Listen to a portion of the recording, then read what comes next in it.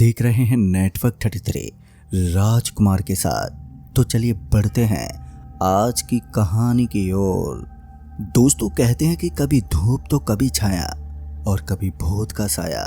ये कहावत बिल्कुल मेरी जिंदगी पर फिट बैठती है। जनवरी की वो ठंड और मेरे एग्जाम के उस महीने में जिंदगी उथल पुथल हो गई थी। कभी बस से सफ़र करते हुए निकलना पड़ता तो कभी ट्रेन से सफ़र करना पड़ता। एग्ज़ाम सेंटर से निकलने के बाद जब मैं शाम को बस स्टॉप पर पहुंचा तो मुझे पता चला कि हमारे गांव जाने वाली बस यहां पर नहीं आती है। यहां पर तो मैं ट्रेन से पहुंच गया था, लेकिन अब ट्रेन का भी कोई ठिकाना नहीं था। ऐसे में अब मुझे थोड़ी प्रॉब्लम होने लगी। मुझे समझ में नहीं आ रहा था कि अब यहाँ से कैसे निकलूं। उधर मेरा दोस्त रितेश भी काफ़ी हताश हो गया था। हम दोनों एक ही गांव से बिलोंग करते थे। तभी रितेश ने मुझसे कहा, भाई मुझे लगता है कि आज हम दोनों यहीं पर रुकने वाले हैं, क्योंकि ना ही तो हमें कोई बस मिल रही है और ना ही ट्रेन का कोई ठिकाना है। उसकी बात सुनकर मुझे भी लगा कि शायद आज की रात हमें यहीं पर बितानी पड़ेगी। जिस तरह से आज बस और ट्रेन की दिक्कत हो रही थी तो उस हिसाब से तो अब हमारा सफ़र तय कर पाना बड़ा ही मुश्किल लग रहा था। उसके बाद मेरे दोस्त रितेश ने कहा, एक काम करते हैं, हम दोनों नेशनल हाईवे पर निकल जाते हैं, वहाँ पर कोई ना कोई गाड़ी वाला हम दोनों को लिफ्ट दे ही देगा। उसकी बात सुनकर मुझे भी लगा कि उसका कहना सही था। कोई आदमी तो होगा जो भलाई करने के लिए रोड पर सफ़र कर रहा होगा। उसके बाद में और रितेश हम दोनों पैदल पैदल हाईवे पर निकल पड़े। हम दोनों रास्ते पर चल ही रहे थे कि हमने देखा कि वहाँ से गाड़ियाँ तो बहुत गुजर रही थी, लेकिन हम जिस भी गाड़ी के सामने हाथ दिखाते तो वो गाड़ी वाला गाड़ी को रोकने के बजाय और भी रफ्तार बढ़ा देता। मुझे लगा कि शायद कोई भी ड्राइवर लिफ्ट देने में इंटरेस्ट नहीं है, इसलिए हमें पैदल ही चलना होगा। यहाँ से करीब 11 किलोमीटर आगे एक पुराना बस स्टॉप पड़ता था और वहाँ से लमसम हर गांव की बस निकलती थी। लेकिन उसमें दिक्कत वाली बात ये थी कि उस तरफ के एरिया में काफ़ी कम लोग ट्रैवल किया करते थे। लेकिन हम दोनों के पास समय काफ़ी था, इसलिए हम दोनों ने सोचा कि हम दोनों 11 किलोमीटर के इस सफ़र को 3 से 4 घंटे में आराम से तय कर सकते हैं। इसलिए बेहतर होगा कि हम दोनों आज रात को यहाँ रुकने की बजाय पहले उस बस स्टॉप की तरफ ही निकलें और वहाँ से बस पकड़कर अपने गांव निकल जाते हैं। हमने किया भी बिल्कुल वैसा ही। हम दोनों तेज तेज उस बस स्टॉप की तरफ बढ़ने लगे और बस स्टॉप की दूरी अब यहाँ से ज़्यादा नहीं थी, लेकिन हमारे लिए दिक्कत ये थी कि अब हम दोनों के पैर जवाब देने लगे थे। इतने में ही हमें पीछे से 2 हेडलाइट चमकती हुई नजर आई और उसको देखते ही हम दोनों की आंखें बड़ी बड़ी हो गईं। दोस्तों हमें लगा कि शायद कोई तो होगा जो हमें लिफ्ट दे सके। ठीक से देखने पर पता चला कि ये एक ट्रक था जो हल्की रफ्तार के साथ इसी रास्ते पर चला आ रहा था। उस ट्रक की हल्की रफ्तार लाजमी थी क्योंकि ये रास्ता काफ़ी ज़्यादा टूटा हुआ था और संकरा रास्ता होने की वजह से ट्रक को भी चलने में दिक्कत होती थी। फिर वो ट्रक जैसे हमारे पास आने लगी तो हमने उस ट्रक के सामने हाथ दिखाया। पहले तो हमें लगा कि शायद ये ट्रक वाला भी अपनी ट्रक को नहीं रोकेगा, लेकिन उसके बाद वो कोई भला आदमी निकला जिसने हमारे बगल में ले आकर ट्रक को रोक दिया। जैसे ट्रक हमारे बगल में रुकी तो हम दोनों ने ड्राइवर साहब से बोला, अरे भाई साहब, यहाँ से ठीक 11 किलोमीटर आगे जो बस स्टॉप है, आप हमें वहाँ तक छोड़ सकते हैं क्या? मेरी बात सुनकर उस ड्राइवर ने अपनी गर्दन हिलाई और हाँ में जवाब दिया। फिर क्या था, मैं और मेरा दोस्त भागते हुए जल्दी से ट्रक के अंदर बैठ गए। उस ड्राइवर ने भी ज़्यादा वक्त बर्बाद नहीं किया और तुरंत ही ट्रक का गियर डालकर ट्रक को आगे बढ़ाने लगा। तभी मैंने उस ड्राइवर से पूछा, अरे भाई साहब, मुझे एक बात समझ में नहीं आई। इस रोड के ऊपर हमने लगभग 100 ड्राइवर से लिफ्ट मांगने की कोशिश की है, लेकिन किसी ने भी हमें लिफ्ट नहीं दी और आपने बिना कुछ सोचे समझे ही पहली बार में हमें ट्रक में बिठा लिया। मेरी बात सुनते वो ट्रक वाला हल्का सा मुस्कुराया और फिर उसने बोला, भाई साहब, आप जिस रास्ते पर पैदल पैदल सफ़र तय कर रहे हैं ना, वो रास्ता असल में कोई मामूली रास्ता नहीं है। अगर आप थोड़ी देर और सफ़र तय करते हैं तो शायद आपकी ज़िंदगी दहशत के समुद्र में डूब जाती है और नकारात्मक चीज़ आपको बहुत परेशान करती हैं। दोस्तों उस आदमी की बात सुनकर मैंने बोला, भैया आप किस तरह की नकारात्मक शक्तियों की बात कर रहे हैं? तब जाकर उस ड्राइवर ने बताया कि इस रास्ते पर अक्सर भूत पिशाचों का जिक्र होता है। यहाँ से गुजरने वाले मुसाफिरों का कहना है कि रात में यहाँ पर 7 स्थानों पर 7 खोखा डैन लिफ्ट मांगते हैं। अगर आप उनको लिफ्ट नहीं देते तो वो आपका पीछा करती हैं, और अगर आप उनको लिफ्ट दे देते हैं तो फिर वो आपको वहीं आखिरी नींद सुला देती हैं। उस आदमी की बात सुनकर मेरा कलेजा एक बार के लिए तो जोरों से धड़कने लगा, मगर फिर उसके बाद मैंने उस आदमी से बोला, लेकिन भाई साहब, अगर आप इन चीज़ों का इतना अनुभव रखते हैं तो फिर आपने हमें बिना कुछ सोचे समझे ही लिफ्ट क्यों दे दी? दोस्तों, ये बात मेरी समझ में नहीं आई, क्योंकि मेरी समझ में नहीं आ रहा था। मेरी बात सुनकर उस आदमी ने बोला, क्योंकि मैं इस रास्ते पर रात दिन सफ़र करता हूँ और मुझे इस रास्ते के बारे में अच्छे से मालूम है कि यहाँ किस टाइम पर क्या करना है। मेरा तो काम ही यही है कि बस इस रास्ते पर सफ़र करता रहूं। उस आदमी की बातों को जानना बड़ा ही मुश्किल था। जिस तरह से वो आदमी अपनी बातें बताता, उससे तो ऐसा ही लगता मानो कि इसकी बातों में काफ़ी गहराई छुपी हो। उसके बाद मेरे दोस्त रितेश ने बोला, लेकिन भाई साहब, हमने तो कभी भी डायन को नहीं देखा कि आखिर डायन होती कैसी है? तभी उस ड्राइवर ने कहा, चिंता मत करो, आज मैं तुम दोनों को डायन भी दिखा दूंगा, और वो भी एक नहीं बल्कि 7 और 7 बार। उस आदमी की इस बात ने मुझे इतना ज़्यादा डरा दिया था कि दोबारा मेरी हिम्मत नहीं हुई कि मैं उस आदमी से कुछ कह सकूं। फिर मेरे दोस्त रितेश ने एक बार फिर से उस आदमी को छेड़ते हुए बोला, देखिए भाई साहब, मुझे तो डायन से बड़ा डर लगता है, आप उसे ट्रक के अंदर मत बुला लेना। शायद रितेश को लग रहा था कि उस ट्रक ड्राइवर ने ड्रिंक किया हुआ है, इसलिए वो ऐसी बहकी बहकी बातें कर रहा है। तभी उस ड्राइवर ने कहा, तुम्हें मेरी बातें सिर्फ मजाक लग रही होंगी, लेकिन थोड़ी देर के बाद दूध का दूध और पानी का पानी हो जाएगा। एक तरफ मैं उस ड्राइवर की गंभीर बातों से डरा हुआ था, तो दूसरी तरफ मेरा दोस्त रितेश को अभी भी मजाक ही सूझ रहा था। इतने में ही हमें ऐसा लगा जैसे कि ट्रक किसी चीज़ से बहुत ही जोर से टकराई थी। ये टकराने की आवाज़ इतनी ज़्यादा तेज थी कि वहाँ बहुत ही जोर का धमाका हुआ। उसके बाद रितेश एकदम से चिल्लाते बोला, अरे भाई साहब, थोड़ा कम पिया करो, दिख नहीं रहा तुमने किसी इंसान को कुचल दिया है। ये बात सुनते उस ड्राइवर ने कहा, तुम मुझे मत सिखाओ कि मुझे क्या करना है और क्या नहीं, तुम अपने काम से काम रखो। रितेश को अब उस ड्राइवर की बातें बिल्कुल भी पसंद नहीं आ रही थी। वो उस ड्राइवर पर दोबारा भड़कते बोला, तुम्हारी वजह से हम भी पुलिस केस में फंस जाएंगे, तुम एक काम करो, हम दोनों को यहीं उतार दो। इससे पहले कि रितेश कुछ और बकवास कर पाता कि उस ड्राइवर ने कहा, तुम दोनों जरा एक बार ट्रक के साइड मिरर में देखो। उसकी बात सुनते ही जैसे हमने ट्रक के साइड मिरर में देखा, तो उसके बाद हम दोनों के शरीर में सनसनी मच गई। हमें अपनी आंखों पर विश्वास नहीं हो रहा था कि आखिर ये सब है क्या। दरअसल हमने देखा कि अभी अभी ट्रक ने जिस शख्स को कुचला था वो एक महिला थी। उसका खून पूरी तरह से सड़क पर फैला हुआ था, लेकिन दूसरे ही पल वो तुरंत ही उठकर बैठ गई और खड़ी होकर ट्रक के पीछे पीछे भागने लगी। अब ये देखने के बाद मैं और रितेश दोनों ही बुरी तरह से सहम गए। हमने उस ड्राइवर को बोला, भाई साहब, ट्रक को थोड़ा स्पीड में भगाओ, वरना आज हमारा किस्सा यहीं पर खत्म हो जाएगा। तभी उस ड्राइवर ने कहा, लेकिन आपके दोस्त को तो नीचे उतरना है, तो मैं चाहता हूँ कि अब आप नीचे उतरें और पैदल इस रास्ते को अंजाम दो। उस ड्राइवर की बात सुनकर के अब मैं और भी ज़्यादा घबरा गया। तभी रितेश ने उस ट्रक ड्राइवर के सामने हाथ जोड़ते बोला, भाई, मुझसे गलती हो गई, हम दोनों को किसी भी तरह से इस भयानक रास्ते से निकाल दो।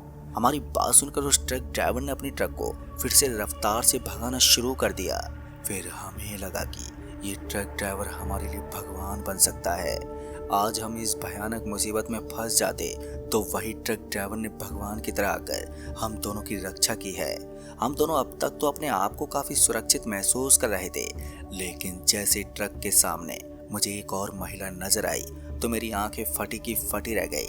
दरअसल मैंने देखा कि इस महिला के हाथ में एक जलता हुआ दिया था और वो उस दिए को लेकर रास्ते के बीच में खड़ी थी। हालांकि उसने ट्रक की दिशा में एक बार भी नहीं देखा। उस ट्रक ड्राइवर को भी इस चीज से कोई फर्क नहीं पड़ा और उसने अपने ट्रक को पूरी रफ्तार के साथ उस महिला के ऊपर चढ़ा दिया। और जैसे इस ट्रक उस महिला से टकराई तो एक बार फिर वैसा ही हुआ जैसा हमने पिछली बार महसूस किया था। लेकिन इस बार उस ड्राइवर ने हमें पहले मना कर दिया था कि इस बार हमें गलती से भी उस डैन की तरफ नहीं देखना है, खासकर हमें कांच की विंडो में देख कर दो, ये गलती बिल्कुल भी नहीं करनी है, क्योंकि अगर हमने इस गलती को दोहराया तो फिर हमारे साथ बहुत ही बुरा हो सकता है। इसलिए मैं और मेरे दोस्त चुपचाप ही ट्रक के अंदर बैठे रहे। जैसा वो ट्रक ड्राइवर कहता हमें वैसा ही करना पड़ता। थोड़ी दूर सफ़र तय करने के बाद हम उस दूसरी जगह से भी आगे निकल गए थे। लेकिन तीसरी बार जो हुआ वो शायद मेरी ज़िंदगी का सबसे भयानक हादसा था। मुझे लगा था कि शायद ये ट्रक ड्राइवर हम दोनों को यहाँ से सही सलामत निकाल लेगा, लेकिन क्या हो जब एक घर को सुरक्षित करने वाली दीवार ही घर को बर्बाद करने लग जाए। ऐसा ही हमारे साथ हुआ। जिस व्यक्ति पर हमने पूरा विश्वास जताया था, आखिर में वही हमारे लिए काल बन गया। जैसे ट्रक आगे बढ़ी तो अचानक ही रितेश ने गलती से अपने हाथ में मौजूद अपने फ़ोन को नीचे गिरा दिया। और जैसे ही रितेश उस फ़ोन को उठाने के लिए नीचे झुका तो उसके बाद उसने जो देखा, उसे देखकर तो उसका पूरा बदन ही ठंडा पड़ गया। उसने मुझे हल्के से हाथ से छुआ और बोला, भाई हम जिस ट्रक के अंदर बैठे हैं उसका ड्राइवर इंसान नहीं है। बस मेरे लिए इतना ही काफ़ी था।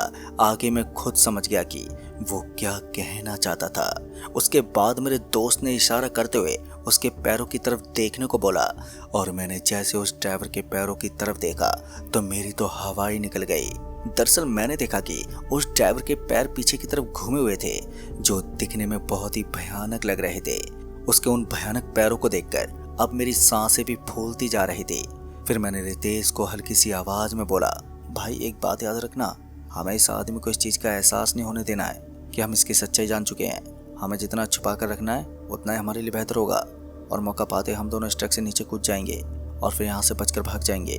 मेरा आइडिया रितेश को भी काफ़ी हद तक सही लगा और उसके बाद रितेश ने भी चुप्पी साध ली और हम दोनों बस उस ड्राइवर की हर हरकत पर नज़र रखने लगे। समय बीतता गया और ट्रक रफ्तार के साथ आगे बढ़ती गई। हम दोनों को बस इसी चीज़ का डर सता रहा था कि कहीं वो ड्राइवर हम दोनों को किसी गलत जगह पर ना उतार दे, वरना हम सीधा मौत से ही मुलाकात करेंगे। तभी मेरे दोस्त रितेश ने कहा, भाई आगे का एरिया मुझे काफ़ी साफ सपाट लग रहा है, हम दोनों को यहीं पर उतर जाना चाहिए। शायद हम दोनों की ये गुपचुप उस आदमी के समझ में पड़ गई थी, इसलिए उसने हल्की सी आवाज़ में बोला, मुझे मालूम है तुम दोनों मेरी सच्चाई जान चुके हो, लेकिन मैं तुम दोनों को अभी नहीं मारूंगा। और हाँ, एक बात याद रखना, अगर तुम दोनों में से किसी ने भी भागते हुए ट्रक से नीचे कूदने की कोशिश की तो मैं तुम दोनों को मारूंगा या फिर नहीं वो तो पता नहीं, लेकिन ट्रक से गिरते ही तुम दोनों किसी पत्थर की तरह टूट जाओगे। उसने ऐसा ही दिखाने के लिए ट्रक के अंदर मौजूद एक पानी की बोतल उठाई और उसे ट्रक के सामने फेंक दी। जैसे वो बोतल ट्रक के सामने गिरी तो वो एकदम से फट गई। शायद उस ट्रक के अंदर कोई ऐसी स्पेशल एनर्जी थी जो उस हैवान को बहुत ही ज़्यादा शक्तिशाली बनाती थी। उसके बाद मैंने उस ट्रक ड्राइवर से बोला, तुम हम दोनों को अपने ट्रक में बैठाकर कहाँ ले जा रहे हैं, सच से बताओ, वरना मैं इस ट्रक से नीचे कूद जाऊंगा। मेरी बात सुनकर उसने बोला, अभी तुमको कूदना है तो कूद जाओ, क्योंकि बाद में तुम दोनों को ट्रक से नीचे कूदने का मौका भी नहीं मिल पाएगा। तुम दोनों को मैं जल्दी तुम्हारे अंतिम सफ़र तक पहुंचा दूंगा। उस आदमी की बातें हम दोनों को बहुत ज़्यादा डरा रही थी। इधर मेरा दोस्त रितेश तो डर के मारे बोल भी नहीं पा रहा था। मैंने रितेश को कहा, भाई तू चिंता मत कर, मैं कुछ करने की कोशिश करता हूँ। मैंने उस भयानक स्थिति में भी हिम्मत नहीं हारी और किसी तरह से हिम्मत जुटाते हुए मैंने उस ट्रक का दरवाज़ा खोल दिया। ट्रक का दरवाज़ा खोलते ही जब मैंने नीचे की तरफ देखा तो मुझे महसूस हुआ कि ट्रक बहुत ही तेज रफ्तार में भाग रही थी। हालांकि सड़क के ऊपर इस चीज़ का एहसास नहीं हो रहा था, लेकिन जैसे ही मैंने दरवाज़ा खोलकर नीचे की तरफ देखा तो मुझे एहसास हुआ कि ट्रक से नीचे कूदने का मतलब है इस वक्त अपनी हड्डी पसलियाँ तोड़वाना। ऐसे में इस वक्त ट्रक से नीचे कूदना हमारी बेवकूफ़ी थी, इसलिए मुझे सही समय का इंतज़ार था कि कब ये ट्रक धीमी गति से चले और मैं और रितेश किसी तरह से मौका पाते ट्रक से नीचे कूद जाएं। लेकिन हमने जो सोचा था हुआ बिल्कुल उसका उल्टा। ट्रक की रफ्तार कम होने के बजाय ट्रक अपनी पूरी रफ्तार से भागने लगा। उस ड्राइवर के चेहरे पर अभी भी एक डरावनी मुस्कान थी। वो शैतानी मुस्कान कहीं ना कहीं हम दोनों की मौत के गुनगुनाने का संकेत था। वो ट्रक इतनी ज़्यादा रफ्तार से भाग रही थी कि अगर वो गलती से भी डिसकंट्रोल होती तो ट्रक या तो पलट जाता या फिर सड़क के बगल में उतरकर किसी चीज़ से ज़ोर से टकरा जाता, और अक्सर वही होता जिस चीज़ का मुझे डर होता। इस बार भी ट्रक ने अपना संतुलन खो दिया। वो ड्राइवर अभी भी मुस्कुरा रहा था और देखते देखते मेरी आंखों के सामने उस ट्रक ड्राइवर ने उस ट्रक को सड़क से नीचे उतार दिया। उसके बाद क्या था, सड़क से नीचे उतरने के बाद ट्रक सीधा एक विशाल से पेड़ से टकरा गई। उसके बाद क्या हुआ हमें कुछ भी याद नहीं था, क्योंकि पेड़ से टकराने के साथ ही हम दोनों की आंखें एकदम से बंद हो गई थी। फिर उसके बाद जैसे हम दोनों ने अपनी आंखें खोलकर देखने की कोशिश की तो हमने देखा कि हम उस पेड़ के आसपास गिरे पड़े थे और हमारे हाथ पैरों से खून बह रहा था। हम दोनों इस वक्त तक बहुत ही बुरी हालत में थे। अब हमें वो ट्रक ड्राइवर कहीं भी दिखाई नहीं दे रहा था और उस ट्रक ड्राइवर को अपने आसपास ना पाकर हम दोनों हैरानी के साथ इधर उधर देखने लगे। लेकिन अब ना ही तो हमें वो ट्रक ड्राइवर कहीं पर भी दिखाई दे रहा था और ना ही उस ट्रक का कोई ठिकाना था। हम दोनों को एक बार के लिए तो लगा कि हम दोनों अब यहाँ से बचकर भाग जाएंगे। लेकिन हम जैसे ही उठकर सड़क तक पहुंचे तो आगे का दृश्य देखकर फिर से फटकर हमारी हाथ में आ गई। दरअसल हमने देखा कि सामने की ओर हमें एक महिला खड़ी हुई दिखाई दे रही थी। वो बिल्कुल उसी तरह से दिखने वाली औरत थी जैसा कि हमने ट्रक में पहले 2-3 महिलाओं को देखा था। उस महिला को देखते मेरे दोस्त रितेश ने बोला, भाई अब हम दोनों को आगे भागना चाहिए या फिर पीछे। उसकी बात सुनकर मैं भी सोच में पड़ गया, क्योंकि अगर हम पीछे भागते तो भी हम डायनों के साए में फंस जाते हैं, और अगर हम आगे जाते हैं तो भी वो डायन हमें जिंदा नहीं छोड़ती। ऐसे में हम दोनों अब भयंकर विकट परिस्थिति में थे। हमें समझ में नहीं आ रहा था कि यहाँ से हमें क्या करना चाहिए। तभी मेरे दोस्त रितेश ने कहा, भाई एक काम करते हैं, तो थोड़ा आगे निकल और मैं तेरे पीछे पीछे आता हूँ, क्योंकि अभी तो उस औरत ने अपने चेहरे को उस तरफ घुमाया हुआ है। अगर वो जल्दी से इस साइड देख लेती है तो हम दोनों भागते हुए कहीं छुप जाएंगे, और अगर हम उसे चकमा दे देंगे तो फिर हम भागते हुए उससे आगे निकल जाएंगे। पहले तो मुझे आगे रहना ही ठीक नहीं लगा, लेकिन फिर मैंने सोचा कि जो होगा वो देखा जाएगा। मैंने तुरंत ही रितेश के बताए मुताबिक उस औरत की तरफ चलना शुरू कर दिया। हम दोनों जैसे जैसे आगे बढ़ रहे थे तो हमारी धड़कनें तेज हो रही थी। मुझे तो ऐसा लग रहा था कि आज मेरा कलेजा फटकर बाहर निकल जाएगा। अब मैं उस औरत के बहुत ही करीब पहुंच चुका था। मैं उस महिला के इतने पास पहुंच गया था कि अगर वो गलती से भी पलटकर मुझे देख लेती तो शायद वो मेरा वहीं पर काम तमाम कर देती। लेकिन मेरी किस्मत अच्छी थी कि मैं चुपके चुपके उसके बगल से निकल गया और उस औरत की नज़र भी मुझ पर नहीं पड़ी। मेरे दोस्त ने भी इसका फ़ायदा उठाया और वो तुरंत ही मेरे पीछे पीछे भागता हुआ उस महिला या फिर यूँ कहें कि उस डायन के करीब से निकल गया। हम दोनों उस महिला के करीब से इसलिए भी निकल पाए थे क्योंकि हम सड़क से नीचे उतर कर चल रहे थे, ताकि हम उस महिला को बिल्कुल भी नजर ना आ सकें। शायद अगर हम उसे दिख जाते तो फिर उसके हाथ में जलता हुआ दिया ना होकर हम दोनों में से किसी की भी गर्दन होती। उस औरत से बचते बचाते हम किसी तरह से आगे तो निकल गए थे, लेकिन आगे हमारे लिए सफ़र और भी ज़्यादा मुश्किल होने वाला था। इस बार मैं जैसे उस औरत को बीट करके आगे निकला तो मैंने देखा कि आगे इस बार मुझे एक नहीं बल्कि 3-3 महिलाएं नजर आई, और उनके बगल में मुझे वहीं खड़ा हुआ ट्रक नजर आ रहा था। उस ट्रक और उन महिलाओं को देखकर मेरे पैर एकदम से रुक गए। अब मुझे समझ में नहीं आ रहा था कि अब मुझे क्या करना चाहिए। एक तरफ वो ट्रक वाला भी वहीं पर मौजूद था और दूसरी तरफ वहां पर 3 डायन भी थी जिनको पार करना इतना आसान नहीं था। ऊपर से इस वक्त रात के 2 बजने वाले थे और हमारे हाथ पैर भी खून से लथपथ हो चुके थे। फिर इसी बीच मेरे दोस्त रितेश ने बोला, भाई इस बार भी हमें फिर से पिछली बार की तरह ही कोई नया रास्ता अपनाना होगा। अगर हम दोनों को इन्होंने देख लिया तो फिर तो हम दोनों जिंदा नहीं बचने वाले। उसकी बात भी मुझे काफ़ी हद तक ठीक ही लग रही थी। अगर इन महिलाओं ने हमें गलती से भी देख लिया तो फिर हमारा बचना नामुमकिन था। वो हमें सीधा मौत के घाट उतार देंगी। ऐसे में मैंने रितेश को बोला, भाई तू चिंता मत कर, हम कुछ ना कुछ करके यहाँ से निकल ही जाएंगे। वैसे तो वो रास्ता पूरा डरावना था, लेकिन हमने जिस तरह से उस रास्ते को पार किया था अब उस हिसाब से हमारे अंदर थोड़ी बहुत हिम्मत भी आ गई थी। हम अपनी तरफ से पूरी कोशिश करके निकलने की फिराक में रहते, लेकिन वहाँ हर जगह कोई ना कोई दिक्कत खड़ी हो जाती। तभी मेरे दोस्त रितेश ने कहा, भाई तुम बगल में से सड़क के नीचे से चलो और ट्रक के बगल से छिपते हुए यहाँ के एरिया को पार कर लो। जैसा कि मेरे दोस्त ने कहा मैंने ठीक वैसा ही किया। मैंने उस ट्रक के बगल में से होकर वहाँ से गुजरना शुरू कर दिया, लेकिन मुझे क्या मालूम था कि जिस रास्ते को मैं अभी पार करने में लगा हुआ हूँ वही मेरे लिए काल बन जाएगा। जैसे मैं उस रास्ते को पार करते हुए आगे निकलने लगा तो अचानक उस ट्रक का दरवाज़ा खुला और वो आदमी तुरंत ही नीचे उतर गया। इस बार उस आदमी ने अपना चेहरा मेरी तरफ घुमाया और कहा, कैसे हो भाई साहब, सब ठीक तो है ना, आपको कहीं चोट तो नहीं आई? उस आदमी का वो मुस्कुराता हुआ चेहरा अभी भी मेरे दिल में सुई की तरह चुभ रहा था। उसकी वो डरावनी आंखें बहुत ही भयानक लग रही थी।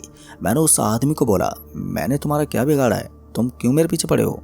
इससे पहले कि मैं उससे कुछ और बोल पाता कि उसने ट्रक के अंदर से एक सरिया निकाला तो मैंने देखा कि वो सरिया पूरा खून से लथपथ था और शायद अब वो उस सरिया से मेरे ऊपर अटैक करने वाला था। ऐसे में मैं पीछे घूमा और फिर से रितेश के पास भागा। हम दोनों अब पीछे की तरफ भागने लगे। हालांकि हम इस चीज़ से अच्छी तरह वाकिफ थे कि पीछे की तरफ भागने के बाद भी हम दोनों इतनी आसानी से बचने नहीं वाले, लेकिन हमने हिम्मत नहीं हारी और फिर से पीछे की तरफ ही भागते रहे। थोड़ी दूर तक भागने के बाद जब हमने पीछे मुड़कर देखा तो उस अंधेरे में हमें कोई भी नजर ही नहीं आ रहा था। हमें एक बार के लिए चैन की सांस मिली और उसके बाद मेरे दोस्त ने बोला, भाई आज तो हम बुरी तरह से फंस गए हैं यार, अब पता नहीं आगे क्या होगा। मुझे भी यही समझ में नहीं आ रहा था कि अब हम दोनों करें तो करें क्या। इतने में रितेश ने कहा, देख भाई उस जंगल की तरफ एक रास्ता निकलता है। जैसे ही मैंने उस रास्ते की तरफ देखा तो मेरी आंखें बड़ी बड़ी हो गई। वो रास्ता उस सड़क से सटकर दूसरी तरफ निकलता था। ये हमारे लिए उम्मीद का एक दिया था जो हमें हमारी मंजिल तक पहुंचा सकता था। उसके बाद हमने ऐसा ही किया। हम उस रास्ते में घुसने वाले थे कि तभी रितेश ने बोला, नहीं भाई ये रास्ता हमारे लिए सही नहीं है, वो देखो सामने की तरफ।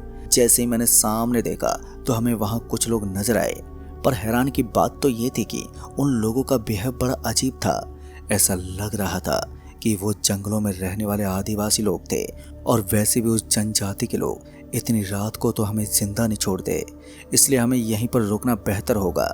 हमें अब इंतजार था तो सूरज की पहली किरण का, क्योंकि उसके बाद तो इस रास्ते से भी सारा खतरा निकल जाता है।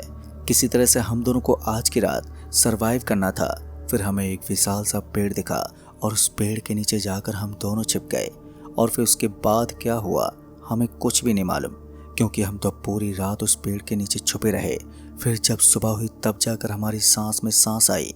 फिर जब हमने आगे जाकर देखा तो अब हमें वहाँ कोई भी ना तो ट्रक दिखाई दे रहा था और ना ही किसी तरह की हलचल थी।